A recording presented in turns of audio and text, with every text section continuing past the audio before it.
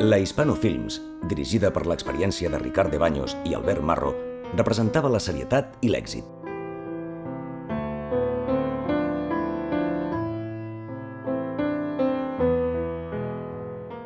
La capacitat per adaptar-se als gustos de l'espectador els va portar a cultivar, amb resultats molt satisfactoris, el nou gènere de moda, les aventures per episodis.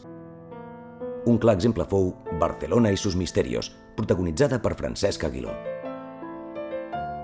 En el conjunt del període, la Hispano Films va produir 27 pel·lícules de tots els gèneres. Però les divergències entre Marro i Baños i l'incendi que destruïa els estudis provocaren la dissolució de l'empresa el 1918.